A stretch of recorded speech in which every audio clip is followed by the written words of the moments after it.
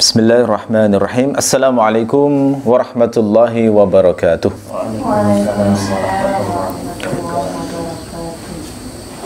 Alhamdulillahi rabbil alamin wa bihi nasta'inu ala umuri dunya waddin wassalatu wassalamu ala sayyidil mursalin wa imamil muttaqin Nabiyyina Muhammadin wa ala alihi wa sahbihi wa man tabi'ahu bi ihsanin ila yaumiddin. Allahumma ighfir lana ma qaddamna wa ma akharna wa ma asrarna wa ma a'lanna wa ma asrafna wa ma anta a'lamu bihi minna.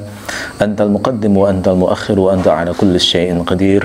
Allahumma inna nas'aluka ilman nafi'a wa rizqan tayyiba wa amalan mutaqabbala. Allahumma habbib ilayna al-iman wa zayyinhu fi qulubina wa karrih ilayna al-kufra wal fusuq wal isyan waj'alna minar rasyidin, amma ba'd.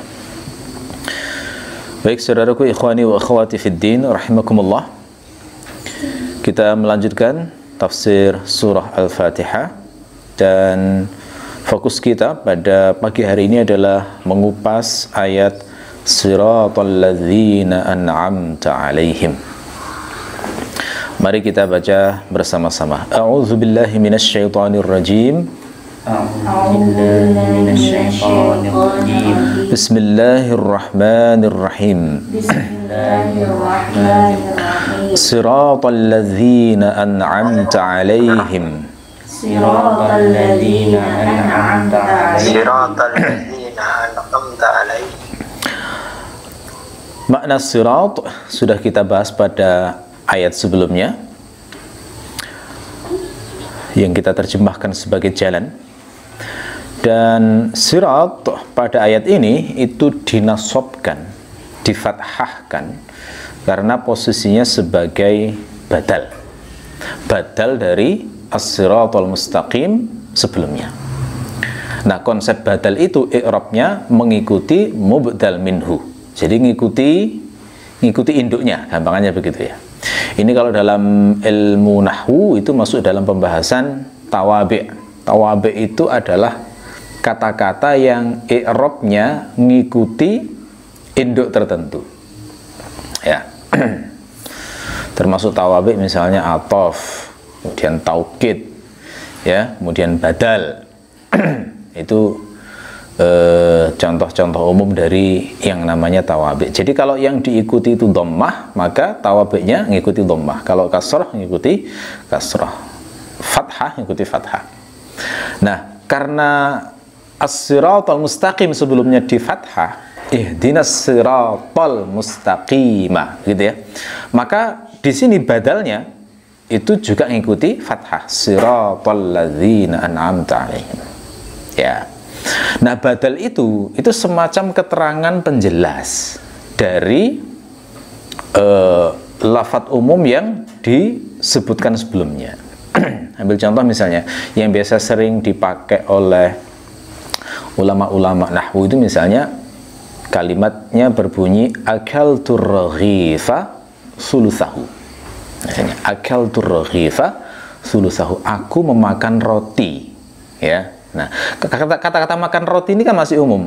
Lalu kemudian diperjelas sulusahu, sepertiganya. Nah, sepertiganya itu badalnya.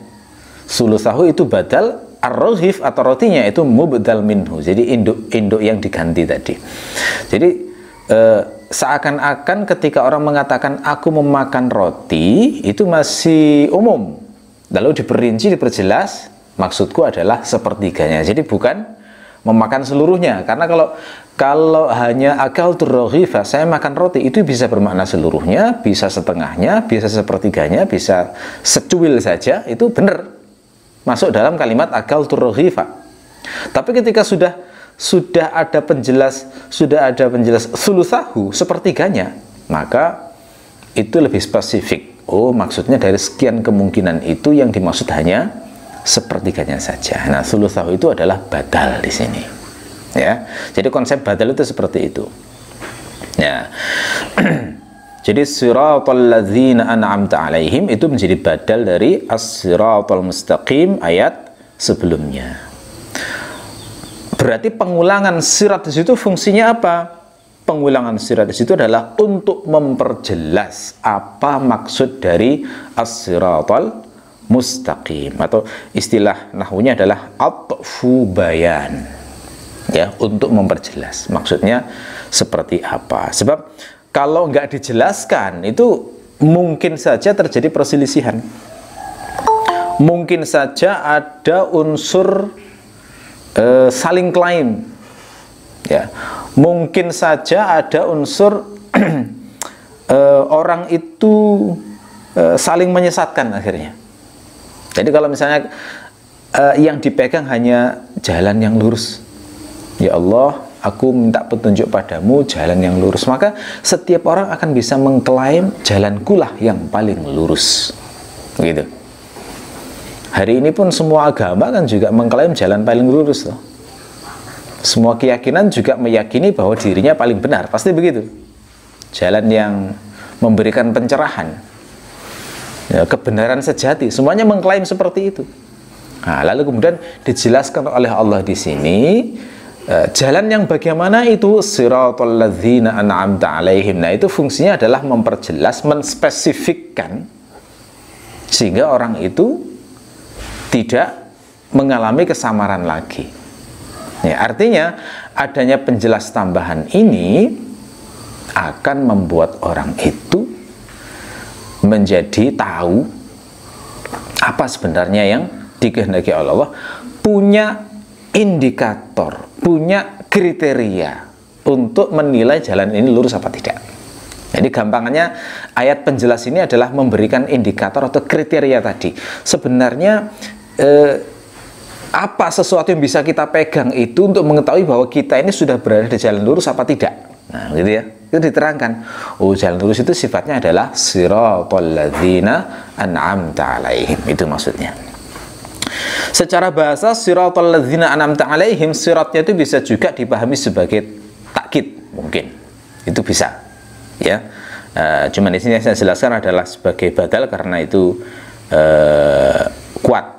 Ya, takkid juga mungkin secara bahasa memiliki kekuatan hampir setara. Jadi kalau dipahami sebagai takkid, ya berarti ya Allah berilah aku petunjuk jalan yang lurus, ya Allah berilah aku petunjuk jalan yang lurus yang sifatnya begini. Nah, begitu ya. Jadi penguatan untuk menunjukkan betapa pentingnya permintaan tersebut. Adapun alladzina, pada kata siratal ladzina, itu adalah isim mausul. Isim mausul itu kata sambung, bahasa mudahnya kata sambung, biasanya diterjemahkan yang. Isim mausul itu contoh yang lain adalah misalnya seperti kata alladzi, allati, alladzani, allatani, alladzina, ya, allai, itu semuanya isim mausul. Biasanya semuanya diterjemahkan yang. Nah, adanya isim mausul itu memperkirakan ada kata yang dibuang sebenarnya. Jadi siratal ladzina itu, alladzina itu terjemahnya yang. Ya, sebelum kata alladzina itu biasanya ada isim ma'rifah, ada isim definitif yang dibuang biasanya. Jadi perkiraannya bisa kita perkirakan misalnya begini. Siraton nasil ladzina, gitu ya. Jalan orang-orang yang, gitu. Boleh juga diperkirakan siratu ibadikal ladzina an'amta alaihim, jalan hamba-hambamu ya Allah yang, nah, gitu ya. Jadi alladzina konsepnya isim mausul, terjemahnya adalah yang. Kemudian lafadz an'amta alaihim, an'amta itu dari dua kata, an'ama dan anta.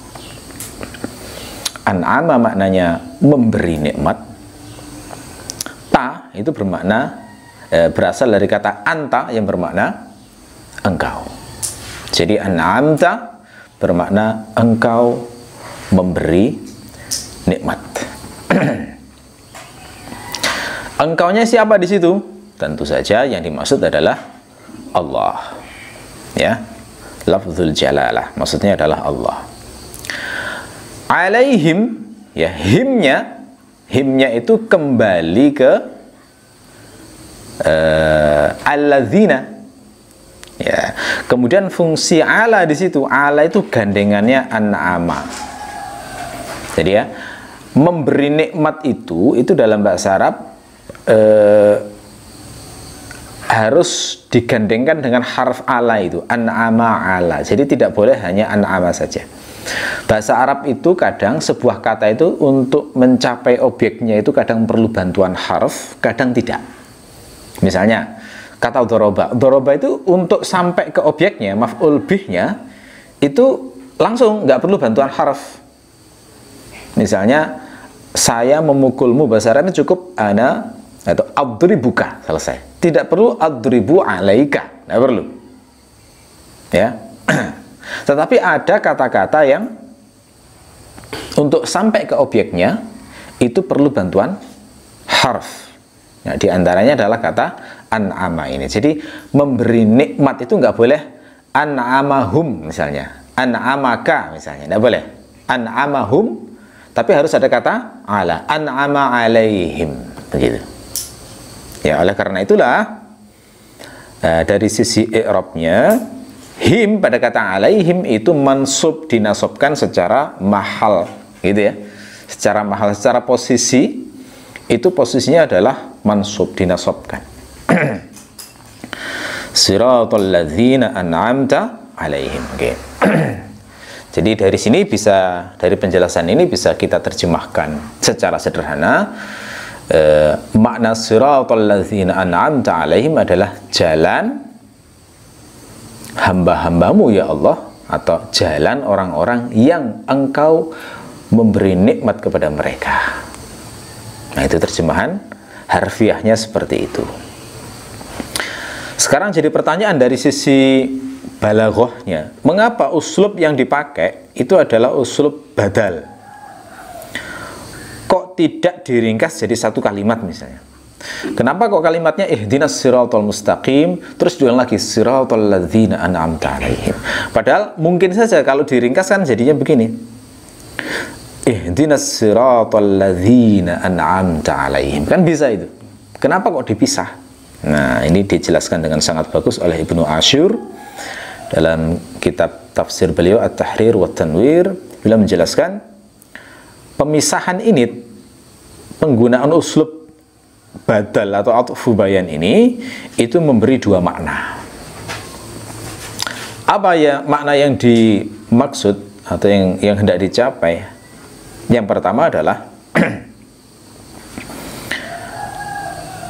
target utama seorang hamba, permintaan utama seorang hamba sejak awal itu adalah petunjuk yang jelas yang akan menyelamatkan. Ya. Jadi penjelasan seperti apa petunjuk yang benar itu memang sifatnya tambahan untuk menunjukkan keutamaan jalan yang lurus itu. Jadi dari sisi permintaan ibtidaan gitu ya, permintaan seorang hamba sejak awal itu adalah petunjuk yang jelas yang bisa menyelamatkan. Makanya fokusnya adalah ihdinas siratal mustaqim, gitu. Makna yang kedua adalah uslub mujmal, global dulu, kemudian disusul dengan mufassal yang lebih rinci. Itu membuat makna sirat itu lebih kuat, lebih kukuh, dan lebih menghunjam dalam hati.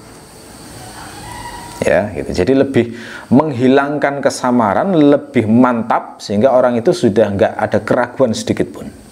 Ya, jadi itu ya. Karena dengan begitu kan lebih detail dijelaskan maksud dan hakikat jalan lurus itu seperti apa, sehingga tidak salah paham. Oke. Tuh. Kemudian hal yang menarik lagi dari sisi usul kebahasaan adalah dalam ayat ini Allah itu menyandarkan orang-orang yang diberi nikmat itu langsung pada dirinya, an'amta alaihim, gitu ya. Sementara lanjutan ayat berikutnya ghairil maghdubi alaihim itu tidak disandarkan pada Allah. Waladhdallin juga nggak disandarkan oleh Allah. Karena kalau disandarkan harusnya bunyinya siratal ladzina an'amta alaihim ghairil ladzina ghadibta alaihim. Harusnya begitu. Tetapi enggak, di sini yang dipilih adalah siratal ladzina an'amta alaihim ghairil maghdubi. Jadi yang dimurkai tanpa dijelaskan fa'ilnya atau pelakunya siapa. Itu apa rahasia bahasanya? Oh, ini juga dijelaskan sangat indah oleh Ibnu Asyur, kata beliau, ini menunjukkan betapa sangat berharganya orang-orang yang diberi nikmat itu di sisi Allah, sehingga langsung disandarkan kepada Allah, sehingga layak bersanding dengan namanya yang mulia. Nah, gitu ya. Jadi di antara semua hamba dengan berbagai kriterianya, dengan berbagai rasnya, warna kulitnya, jenis kelaminnya, pekerjaannya, zamannya dan sebagainya, yang sangat berharga di sisi Allah itu adalah mereka yang mendapatkan nikmat itu.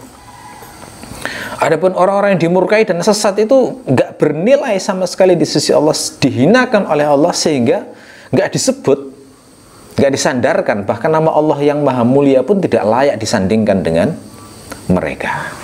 Nah, gitu ya.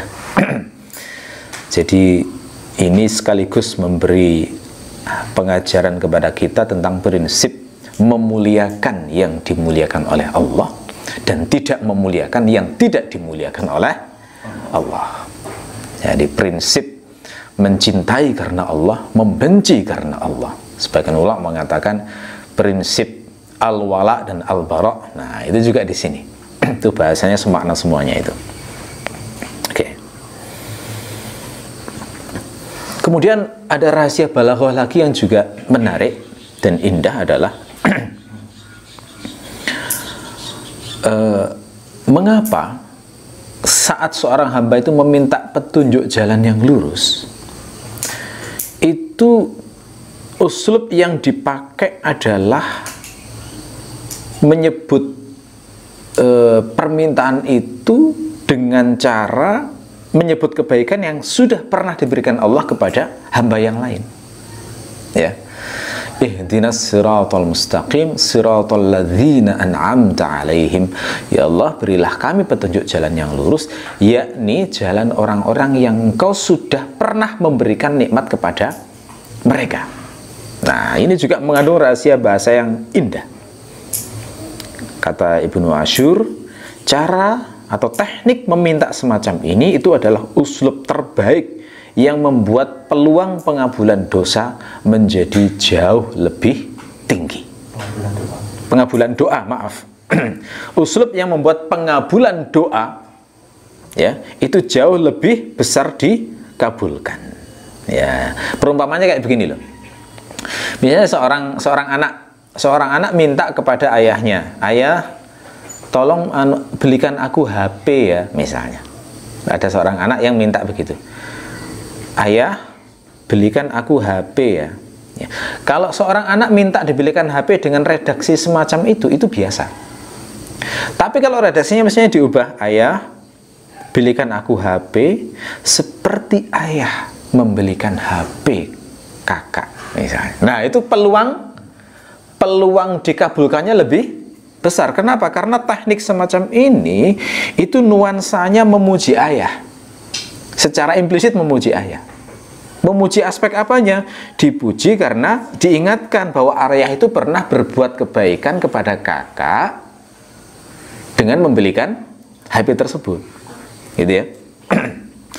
Juga mengingatkan ayah itu punya sifat dermawan. Buktinya ayah pernah memberikan membelikan HP kepada kakak. Sehingga jauh dari yang namanya sifat pelit, gitu. Ayah itu bukan orang yang pelit.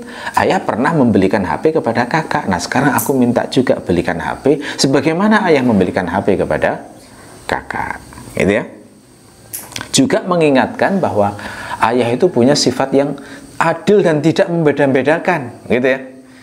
Jadi kalau memang layak mendapatkan itu ya dikasih juga harusnya saya, begitu ya.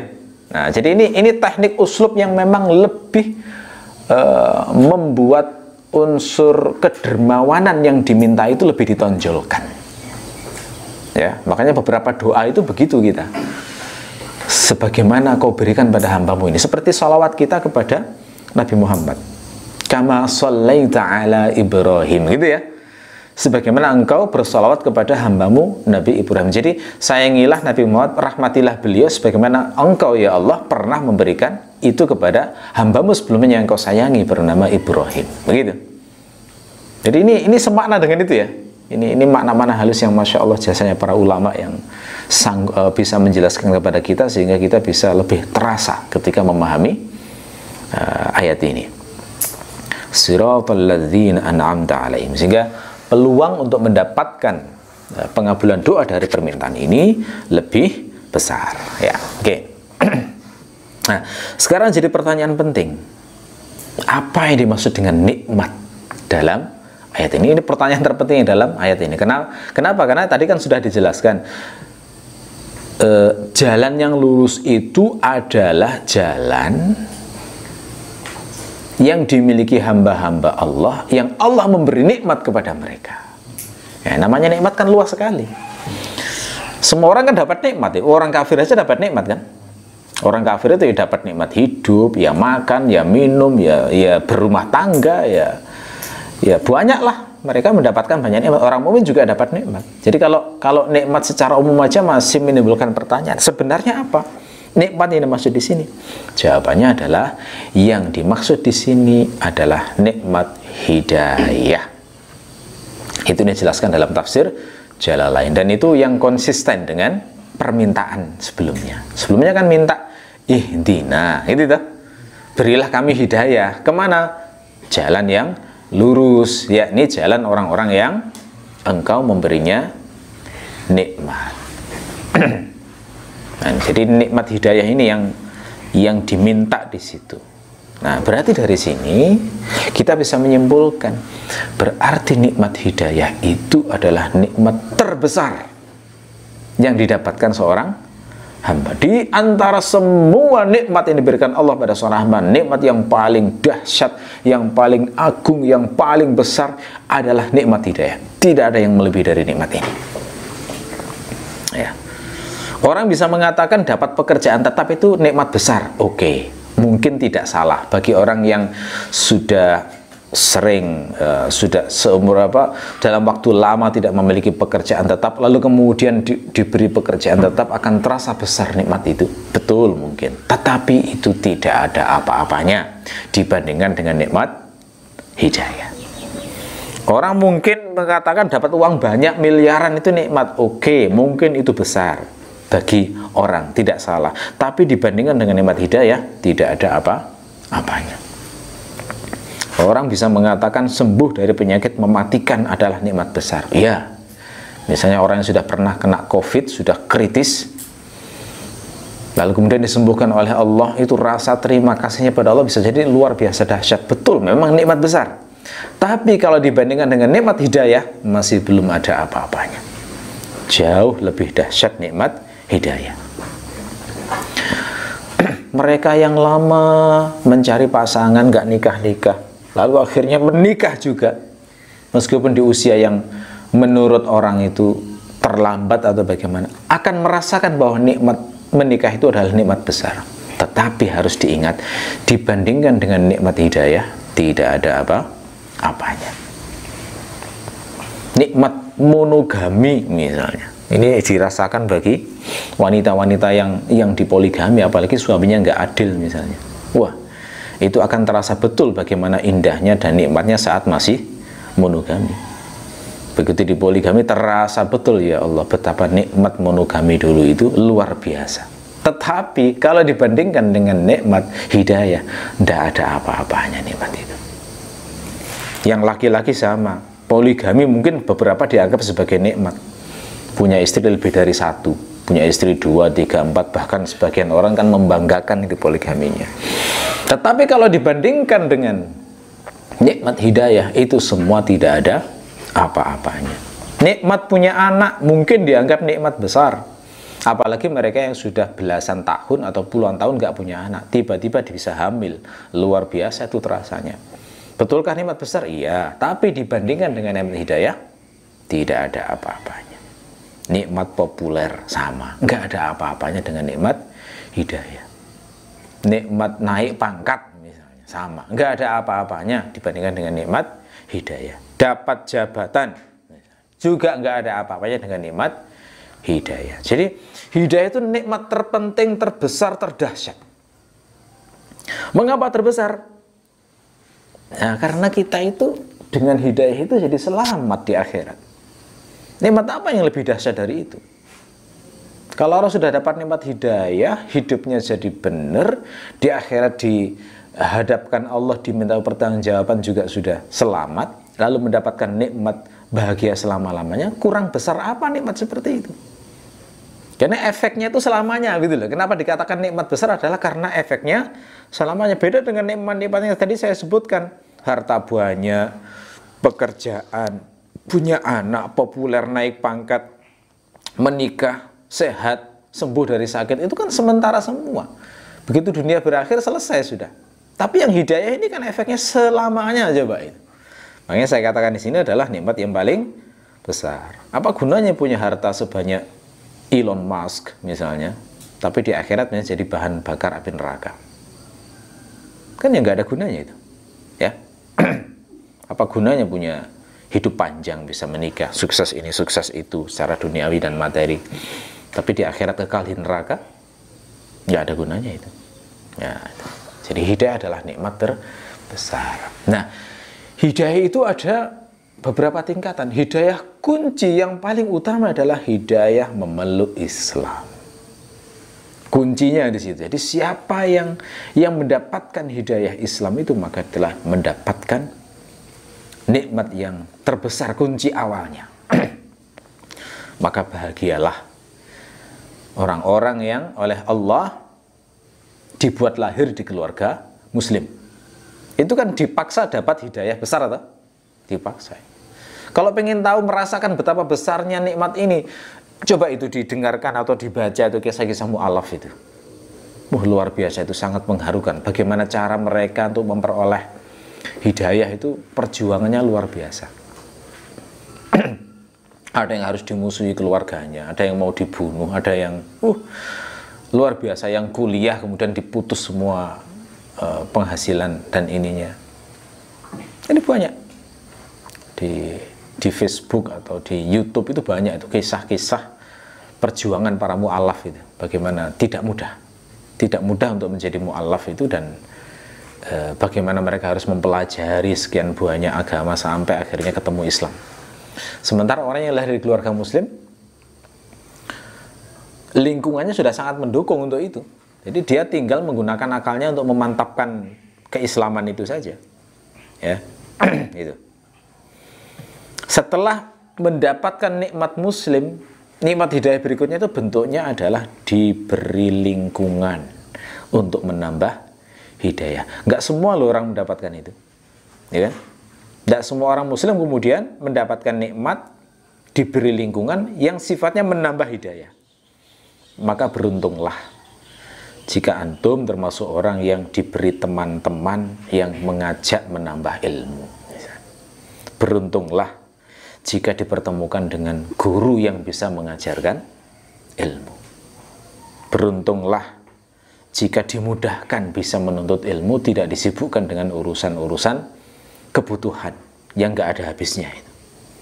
Beruntunglah jika memiliki pasangan hidup yang menjadi sumber ilmu, karena gak semua orang dikasih seperti itu. Beruntunglah yang dimudahkan memahami bahasa Al-Quran, bahasa hadis, mengkaji kitab-kitab ulama, sehingga bisa langsung meminum air hidayah dari sumbernya. Itu semua Allah yang ngasih. Dan gak semua dikasih, ya. Nah itu, jadi itu adalah kebaikan dahsyat dan luar biasa dari Allah. Ada pula jenis orang yang awalnya dibukakan pintu oleh Allah, begitu masuk sebentar kemudian diusir lagi oleh Allah. Na'udzubillah min dzalik. Jangan sampai terjadi seperti itu. Ada orang yang seperti itu. Sudah dibukakan pintu untuk mendapatkan hidayah tambahan, ada kesempatan untuk mendapatkan hidayah tambahan, lalu kemudian Allah ngasih nikmat duniawi yang lain, dia terlalaikan, sehingga dia malah fokus ngurusi urusan dunianya dan lupa dengan urusan akhiratnya. Itu adalah orang-orang yang seakan-akan diusir oleh Allah dari majelis mulianya. Na'udzubillah min dzalik. Ya.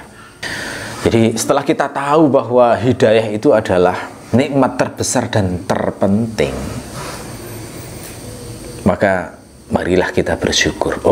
Seberat apapun yang kita hadapi, ternyata kita masih dapat nikmat yang terbesar, gitu ya.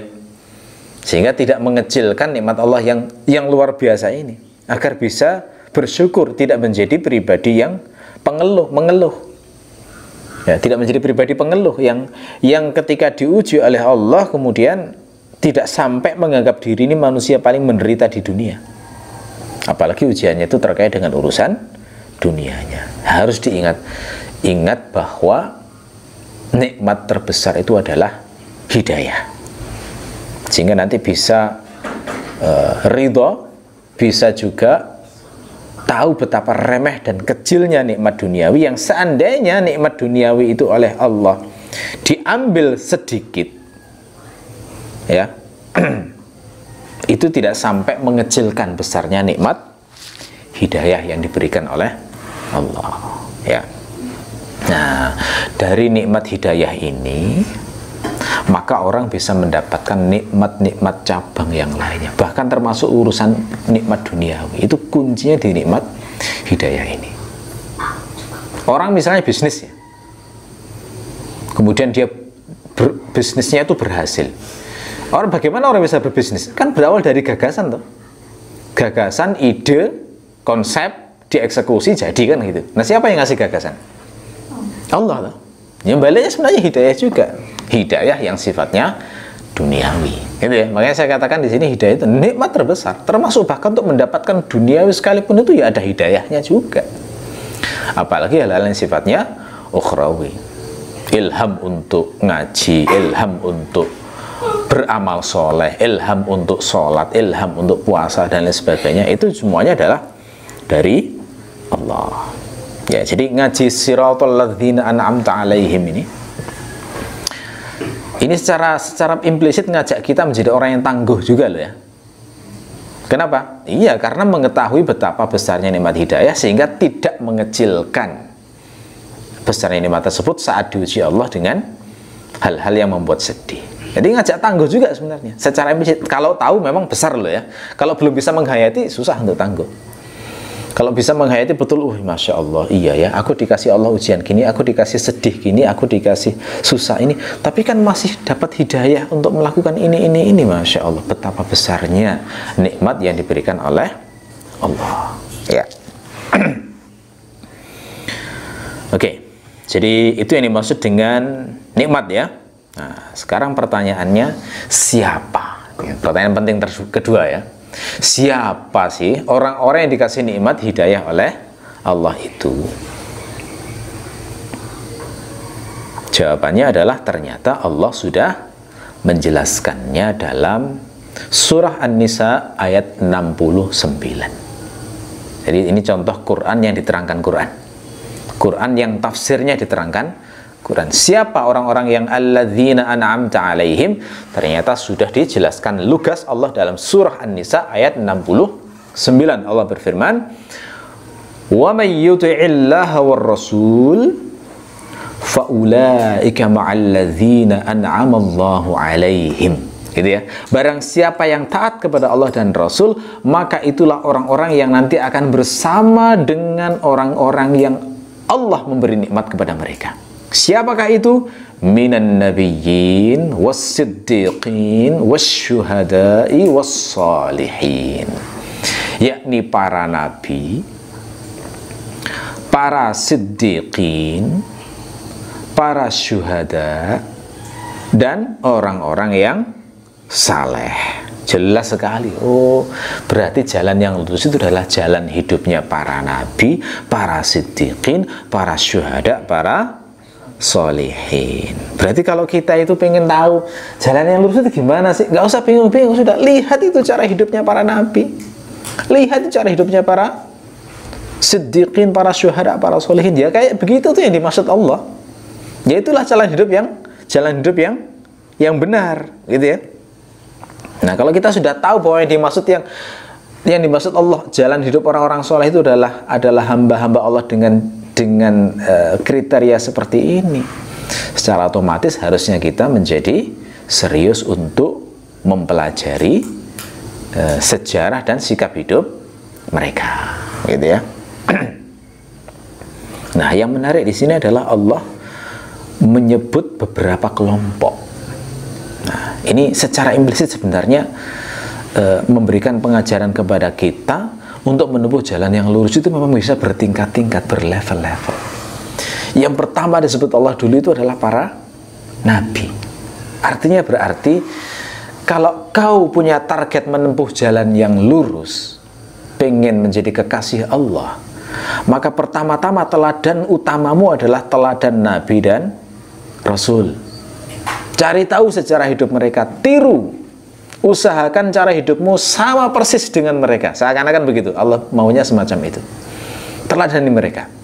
Karena di Quran banyak ayat mengatakan begitu, laqad kana fihim uswatun hasanah, ya. Mereka itu menjadi teladan yang baik bagi kalian. Jelas itu Allah menginginkan kita berteladan kepada mereka.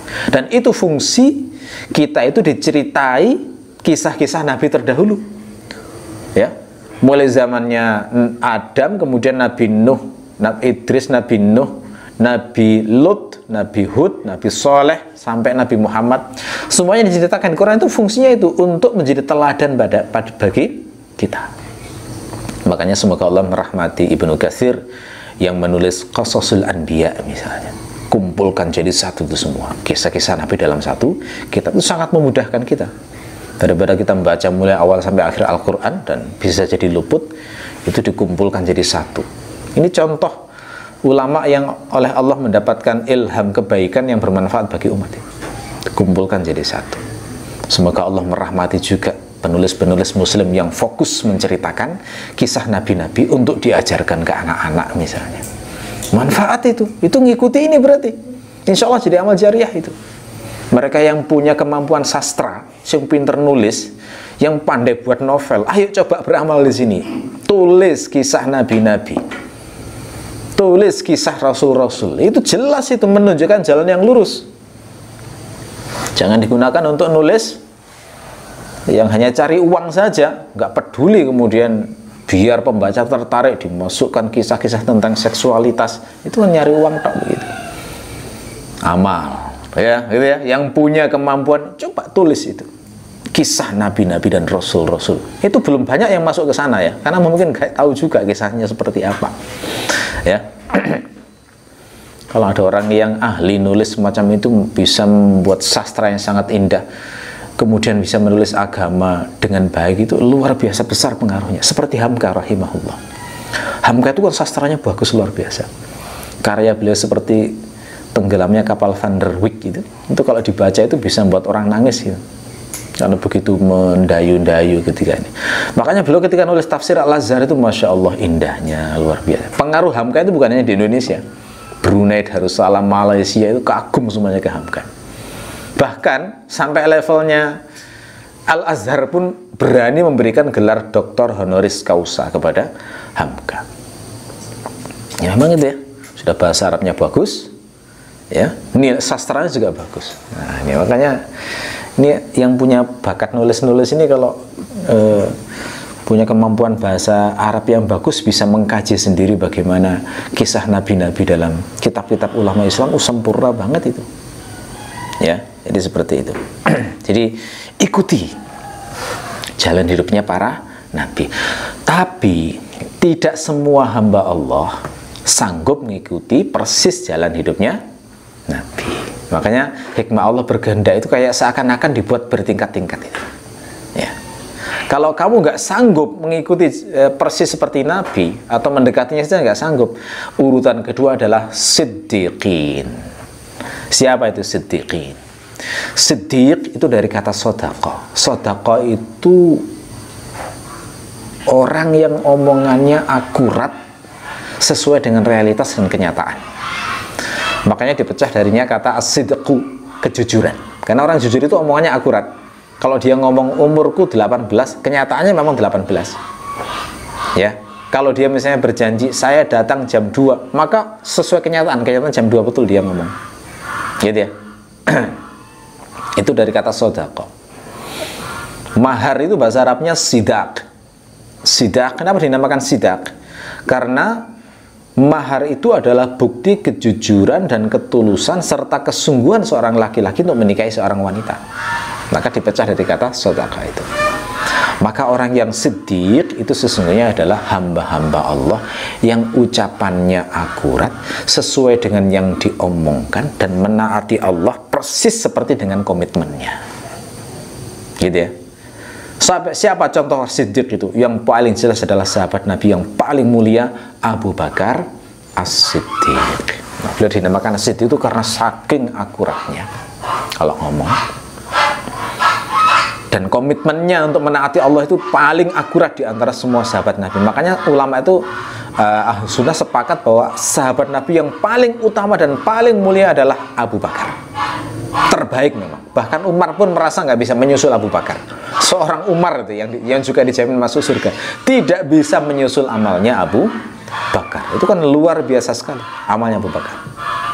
Abu Bakar kalau sudah komitmen sesuatu dilaksanakan persis seperti yang diucapkannya, meskipun mengorbankan hatinya, mengorbankan perasaannya. Seperti saat peristiwa haditsul ifki, yang beliau sakit hati betul karena putrinya dituduh menyeleweng, dan yang menuduh itu adalah kerabatnya sendiri, namanya Mistah bin Usasah. Dan ironisnya lagi, yang nuduh ini dapat bantuan dari Abu Bakar secara rutin. Oh, itu kan sakit hati banget Abu Bakar. Sampai kemudian beliau itu berkata, setelah hari ini saya menyetop bantuanku pada Mistah. Lalu turun perintah Allah. Turun perintah Allah yang memerintahkan Abu Bakar untuk mengoreksi itu. Dan diminta untuk meneruskan santunannya kepada kerabatnya yang miskin itu.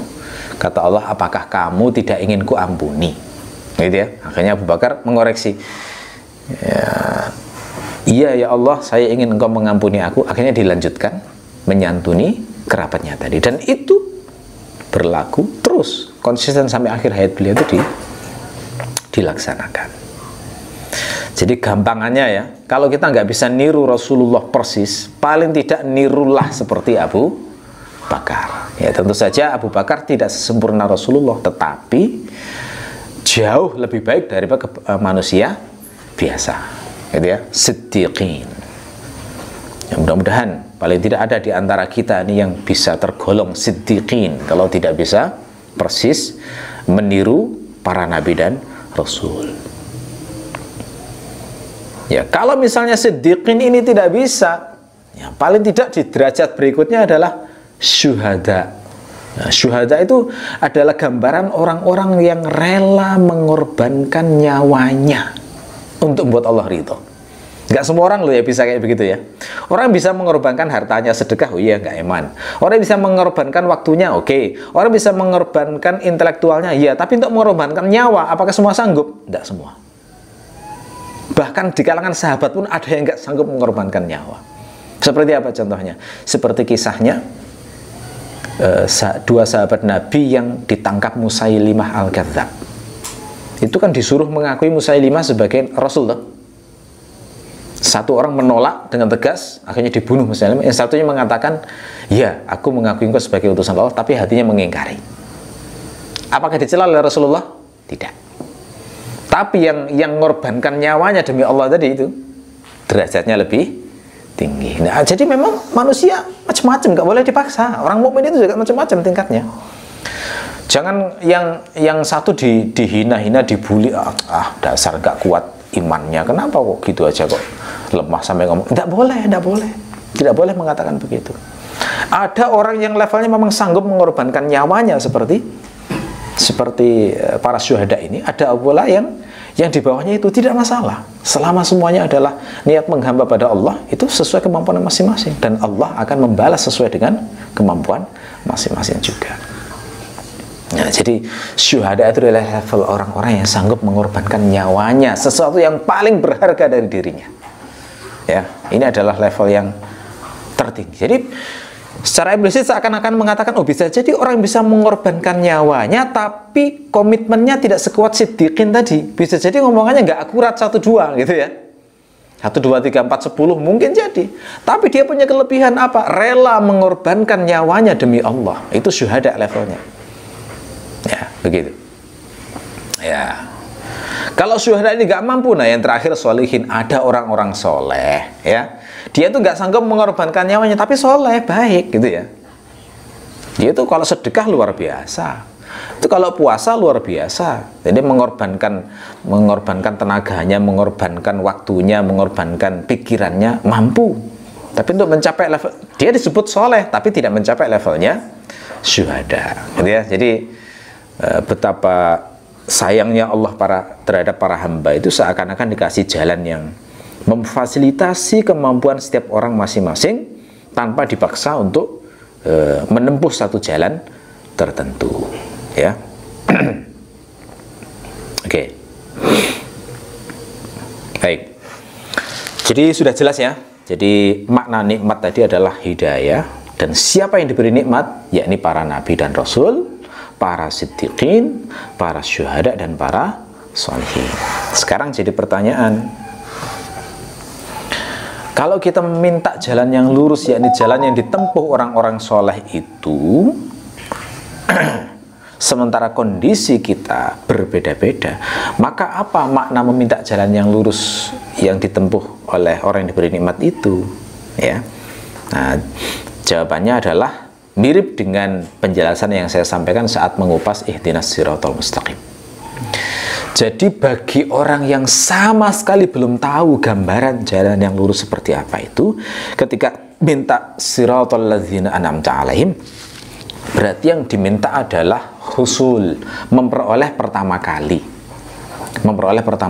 gambaran jalan yang lurus itu. Jadi saat Al-Fatihah kita membaca ihdinas siratal mustaqim siratal ladzina an'amta alaihim, itu pada saat kita belum tahu sama sekali kayak apa sih jalan hidupnya para nabi dan rasul itu, berarti kita minta mendapatkan ilmu itu pertama kali gitu. Kalau sudah tahu, sudah tergambar jalan hidupnya para nabi dan rasul, tapi masih umum-umum saja, maka maknanya meminta ini berarti minta ziyadah, minta tambahan. Semakin ditambah lagi, semakin dalam lagi. Sudah tahu kesabaran nabi berdasarkan satu hadis misalnya, ya, minta hidayah semacam ini berarti maknanya adalah minta tambahan. Saya pengen lebih tahu lagi seperti apa sih kesabaran seorang nabi-nabi selain Nabi Muhammad misalnya. Akhirnya tambah lagi pengetahuan, semakin kuat, semakin mampu untuk sabar misalnya. Pengen tahu kayak apa sih ketabahan Nabi menghadapi ujian misalnya. Sudah tahu satu dua hadis, lalu akhirnya kemudian ketika Allah mengabulkan doa ini ditambahi ilmunya. Oh, kayak begini loh kesabaran, ketabahan nabi-nabi yang lain, gitu ya. Jadi semakin tambah ilmu, semakin tambah hidayah, semakin tambah amalnya untuk mengamalkan ilmu tersebut. Adapun hamba-hamba Allah yang sudah sempurna, ya, sudah tahu itu seperti para nabi dan rasul, maka makna meminta ini yang dibaca ihdinas siratal mustaqim siratal ladzina an'amta alaihim, maknanya adalah berarti dawam, terus menerus, konsisten di jalan itu. Jadi manusia itu nggak akan lepas dari tiga kondisi ini saat meminta petunjuk ini, jalan orang-orang yang diberi nikmat itu, yakni husul, memperoleh pertama kali, ziyadah, tambahan, atau dawam itu. Oke. Nah, berdasarkan penjelasan ini pula, maka berarti bisa disimpulkan, ya, ayat ini termasuk lanjutan ayat selanjutnya yang akan kita bahas pada pertemuan selanjutnya. Manusia itu dari sisi pengetahuannya terhadap kebenaran dan mengamalkan kebenaran itu terbagi menjadi tiga golongan. Golongan mun'amun alaihi yang diberi nikmat, golongan maghdubun alaihim yang dimurkai, dan golongan dhalin, orang-orang yang sesat. Penjelasannya bagaimana? Ya, semua hamba itu kan dari sisi ini kemungkinannya cuma dua, tahu kebenaran atau tidak tahu kebenaran. Nah, orang yang tahu kebenaran itu kemungkinannya dua, mengamalkan yang ia tahu atau tidak mengamalkan yang ia tahu. Siapa yang mengamalkan kebenaran yang ia tahu dan mengamalkan dengan baik, maka ia termasuk golongan mun'amun alaihim, yakni orang-orang yang alladzina an'amta alaihim, ya. Tapi orang yang mengetahui kebenaran tapi malah mengikuti hawa nafsunya, nggak mengikuti kebenaran itu, maka dia adalah golongan maghdubun alaihim, Ya, adapun orang yang memang tidak tahu kebenaran sampai dia itu tersesat, ya maka dia termasuk golongan dhalin, gitu ya. Oke, baik.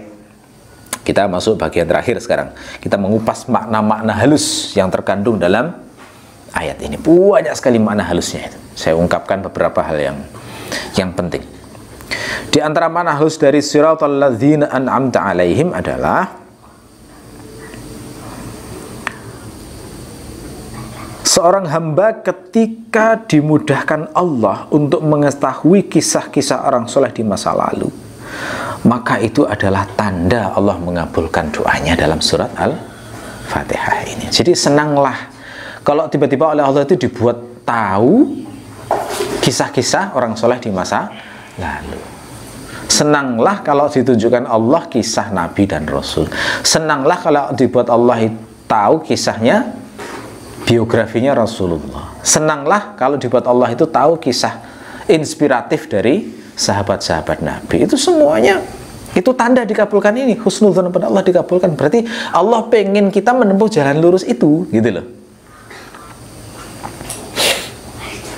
Nah, kalau orang malah ditunjukkan kisah orang-orang bejat, terinspirasi oleh kisah hidup para penjahat, sehingga kemudian ingin meniru, na'udzubillah min dzalik. Berarti kita diberi petunjuk jalan yang bengkok, gitu loh ya. Na'udzubillah min dzalik. Makanya senanglah kalau ketemu kayak gitu, jangan di skip ya. Ketemu ceramah yang menjelaskan kisah hidup orang soleh, jangan di skip. Ketemu bacaan yang menjelaskan kisah hidup orang soleh, jangan di skip. Ketemu video atau apapun lah, sarana apapun lah, pokoknya menunjukkan jalan hidup orang yang baik, itu jangan di skip. Termasuk kalau kita itu diperdengarkan oleh Allah kisah orang-orang baik di zaman sekarang, entah itu orang yang sudah wafat ataupun orang yang masih hidup tapi sejalan dengan perintah Allah di Al-Quran maupun hadis, itu juga tanda Allah mengabulkan doa kita. Ucapkan Alhamdulillah, berarti Allah mendengarkan doa saya saat membaca Al-Fatihah dalam sholat maupun di luar sholat.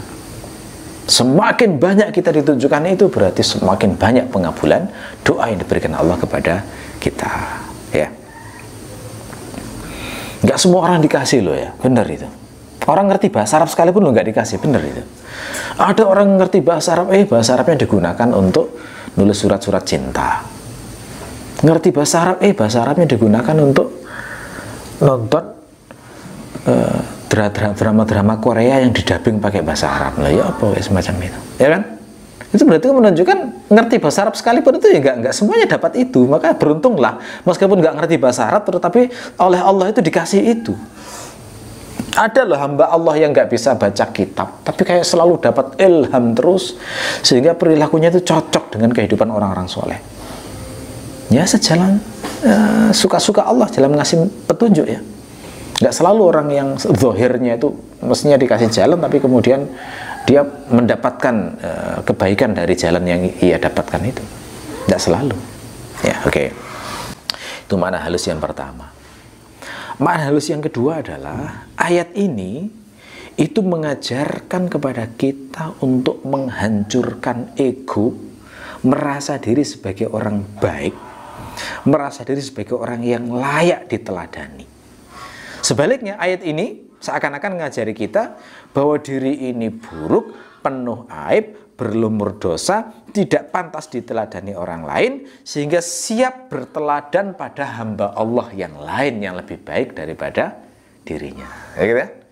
Jadi kita ketika baca siratal ladzina an'amta alaihim, kita kan sambil meyakini, ya Allah, saya ini masih belum tahu termasuk yang Kau beri nikmat apa tidak. Saya ini belum tahu apakah Engkau ridho padaku apa tidak. Jadi saya ini meyakini diriku ini buruk, penuh dosa. Sekarang saya siap berteladan kepada hambamu yang lain. Gitu ya. Kadang-kadang orang itu kan digoda untuk ujub ya. Digoda untuk ujub, merasa dirinya baik, merasa layak diteladani. Padahal ya belum tentu dia layak. Orang itu layak diteladani, Allah nanti yang ngatur gitu loh. Orang itu layak diteladani, Allah nanti yang menentukan, dan kadang-kadang kita sudah wafat baru tahu kita itu layak diteladani apa tidak, gitu ya. Selama masih hidup nggak tahu kita ini layak diteladani apa tidak. Makanya jangan merasa layak diteladani. Jangan memperbanyak ucapan kalau aku sih begini. Nah, jangan. Kalau nasihati orang lebih baik pakai contoh hamba-hamba Allah yang jelas soleh, yang tindakannya itu memang kita duga kuat minimal sesuai dengan petunjuk. Kalau diri kita ini belum tentu, istiqomah aja belum tentu. Ya, jadi makanya ayat ini menghancurkan ego kesombongan kita, merasa diri sebagai orang baik. Lalu kemudian menata lagi, oh tidak, posisi saya sekarang adalah berusaha meneladani orang baik, bukan memposisikan diri supaya diteladani orang lain. Nanti biar Allah yang ngatur itu, gitu loh ya. Yang penting bukan dari kita. Kalau Allah sendiri yang membuat kita jadi teladan, nah itu, ya itu berarti kehendak Allah, berarti memang baik seperti itu. Tapi jangan pernah merancang diri sebagai, ya, memposisikan diri sebagai orang yang layak diteladani. Seorang ayah misalnya, betul dia harus menjadi teladan yang baik bagi anaknya, tapi mendidik anak itu, tanamkan keteladanan pada orang-orang soleh di masa lalu. Ayo nak, kita sama-sama berusaha meneladani mereka, gitu ya. Karena kalau kita berusaha menjadi diri orang ayah ideal atau ibu ideal, nanti kecewa, bener itu. Anak itu pasti akan melihat, oh kok gini ya, ternyata akhirnya kecewa, salah. Tapi kalau teladannya orang baik di masa lalu, yang sama-sama berangkat kok, sama-sama berusaha meneladani kok, ya nggak bisa saling menyalahkan. Akhirnya kita sama-sama berada di jalan yang ingin menempuh jalan kesalehan. Nah, begitu ya. Itu lebih bijaksana cara pikir semacam itu. Ya, dengan begitu kita bisa menyimpulkan ayat ini tuh bisa menjadi obat penyakit hati kesombongan itu ya.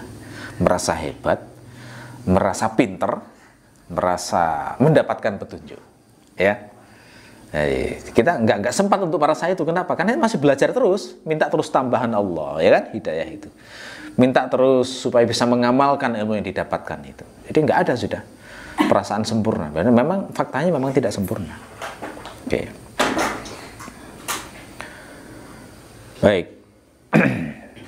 Kemudian makna halus yang lain adalah ayat siratal ladzina an'amta alaihim ini bermakna siap berteladan kepada orang lain yang dikehendaki Allah dengan teladan baik, bukan teladan yang diciptakan manusia. Hari ini coba perhatikan itu, kan banyak ya manusia yang berusaha menciptakan teladan-teladan dari akalnya sendiri, baik oralnya real maupun tidak real.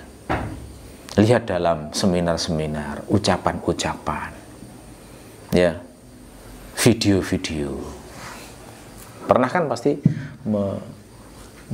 membaca atau melihat video 10 kebiasaan para miliarder misalnya. Mulai dari bangunnya, cara makannya dan sebagainya. Itu kan sebenarnya ingin menjadikan seorang ini sebagai teladan hidup. Ya apa tidak? Tapi targetnya biar dapat uang, kan begitu tuh? Biar sukses secara materi. Itu contoh teladan diciptakan manusia. Di kalangan akademisi juga gitu. Memuji-muji filosof tertentu, pemikir tertentu. Biar jadi teladan mereka maunya. Termasuk tokoh-tokoh fiktif, Superman, Spiderman, ya kan, Batman. Itu kan berusaha dimasukkan kata-kata bijak mereka, kan gitu ya, biar jadi teladan juga. Nah, orang yang sudah baca siratal ladzina an'amta alaihim itu sampah semua itu yang kayak gitu, ciptaan manusia itu. Ya, kita berteladannya adalah orang-orang yang dikehendaki oleh Allah, para nabi, para rasul, para syuhada, para siddiqin, para sholihin. Jadi ayat ini mengajarkan kita siapa yang sebenarnya patut dijadikan contoh itu, gitu loh ya. Jadi biar gak sampai salah panutan. Sekedar siapa yang jadi inspirasimu, panutanmu aja kalau nggak dapat petunjuk dari Allah juga nggak nemu loh ya kayak begini itu ya, nggak nemu itu. Makanya pentingnya ngaji seperti ini, jadinya tahu siapa yang layak untuk diteladani. Oke.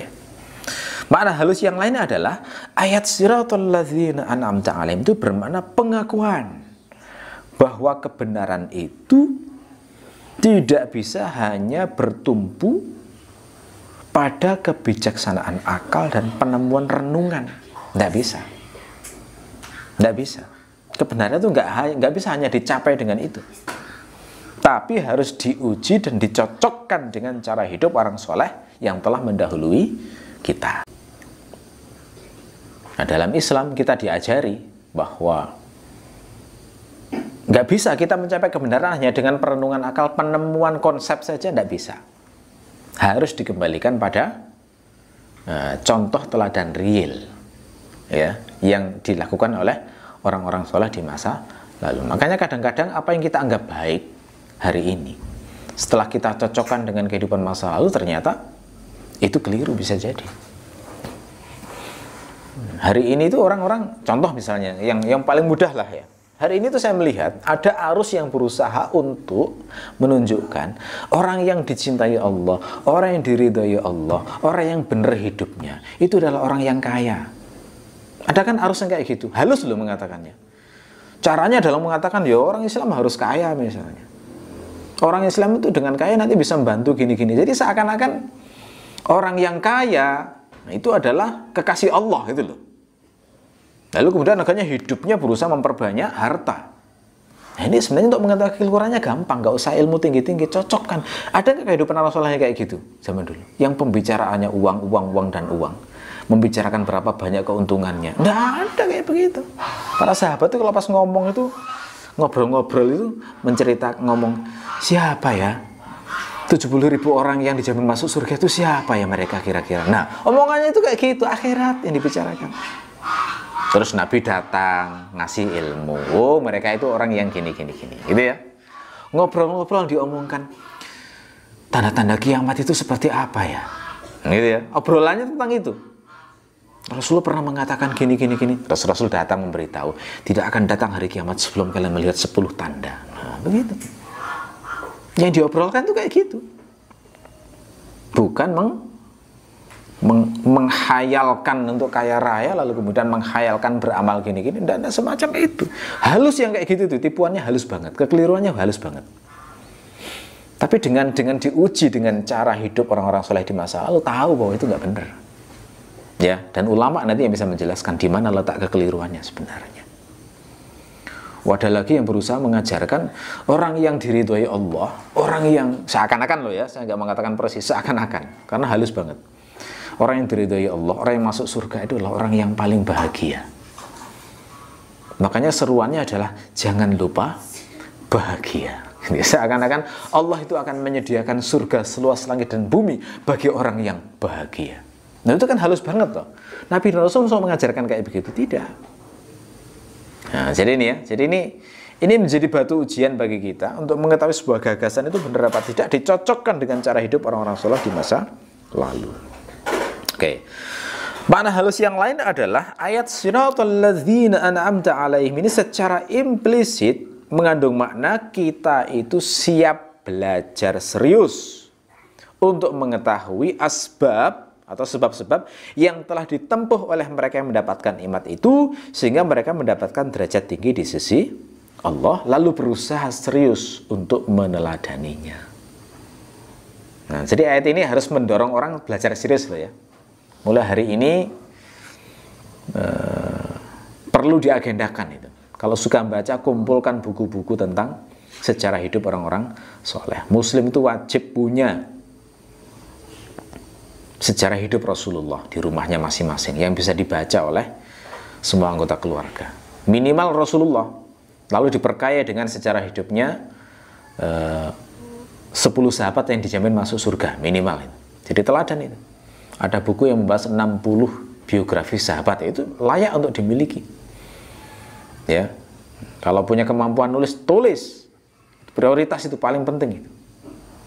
Ya, kemampuan buat TikTok, ya, buat itu video yang menerangkan itu kepada umat, bagaimana teladan hidup bagi mereka. Kemampuan buat meme, infografis, buat itu untuk menyebarkan kepada umat tentang sejarah hidup mereka. Jadi siap belajar, siap untuk mendalami. Ya, secara implisit berarti ini kan mengandung dorongan untuk belajar sejarah loh, ya kan? Ilmu sejarah ini nanti larinya, tapi bukan sembarang sejarah. Kalau orang hari ini mengembangkan ilmu sejarah ya untuk kepentingan dunia. Para politisi belajar sejarah biar bisa menjadi politisi yang hebat. Tapi orang mukmin belajar sejarah untuk mengambil ibroh, gitu ya. Meniru keteladanan baik dari orang-orang saleh di masa lalu, menjauhi perbuatan buruk dari orang-orang yang dimurkai oleh Allah dan orang-orang yang sesat. Ya, oke. Baik. Kemudian makna halus yang lain adalah ayat siratal ladzina an'amta 'alaihim. Ini secara implisit juga mengandung makna permintaan kepada Allah supaya diberi anugerah ilmu dan sanggup beramal agar bisa menyusul derajat orang-orang yang diberi nikmat itu. Minta ilmu dan bisa minta mengamalkan supaya bisa menyusul derajat mereka. Ya. Ya, karena awal ayatnya kan ihdinas siratal mustaqim, dilanjutkan siratal ladzina an'amta 'alaihim. Bagaimana bisa menyusul derajat orang-orang yang dikasih nikmat itu? Ya berarti harus dapat ilmunya dulu lalu mengamalkannya. Gitu. Berarti secara implisit minta itu kepada Allah supaya bisa punya ilmu dan mengamalkan seperti orang-orang yang mendapatkan nikmat itu. Oke. Kemudian makna halus yang lain adalah ayat ini mengajari kita menjadi hamba yang optimis.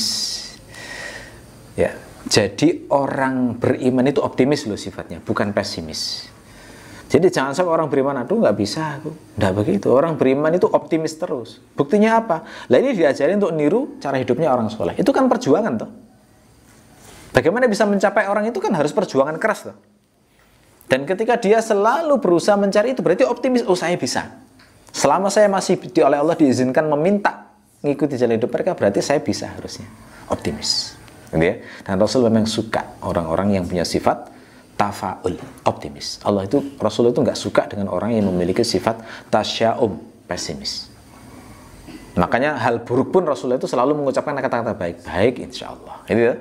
Ada orang bermimpi buruk, nah itu Rasul tetap ngajari optimisnya baik insya Allah. Akhirnya benar baik terjadi. Karena optimis maknanya husnudzon kepada Allah. Pesimis maknanya suudzon kepada Allah. Gitu ya, halus ini. Oke. Lalu makna halus yang lain, ayat ini mengajari kita menjadi hamba pejuang. Jadi nggak ada orang yang mudah lemes gitu ya. Pejuang, karakter pejuang yang diajarkan kepada kita. Yakni berjuang menjadi orang baik. Berjuang untuk menjauh dari sifat orang-orang yang buruk. Mengajari itu. Makna implisit yang lain, ayat ini juga menunjukkan keutamaan sahabat. Kenapa? Karena orang-orang yang beri nikmat itu jelas setelah Nabi Muhammad adalah sahabat-sahabat. Buktinya di Quran dipuji sebagai orang yang Allah ridho pada mereka dan mereka pun ridho kepada Allah. Ya, karena mereka utama, layak kita mendapatkan layak kita meneladani mereka sesuai dengan ujian hidup yang kita alami. Kadang-kadang kita itu memang kondisi hidup kita itu mencari yang persis seperti Rasulullah itu susah. Contoh misalnya dalam rumah tangga, Rasulullah diriwayatkan tidak pernah sama sekali memukul istrinya. Nah, itu kan ideal banget ya misalnya, yang lagi rame-rame tentang KDRT ya.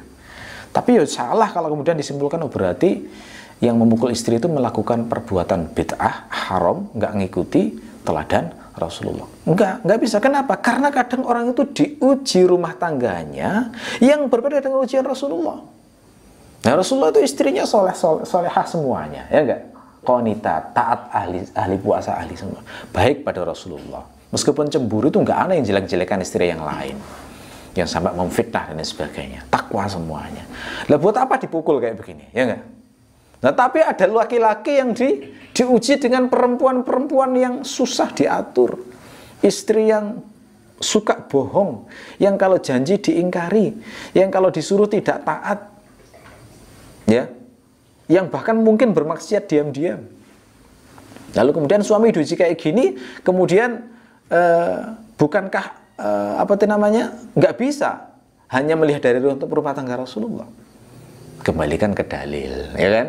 Di Quran boleh memukul, maksudnya bukan mukul yang sampai membuat orang itu jadi rusak, enggak, tetapi hanya mengena mentalnya, gitu ya.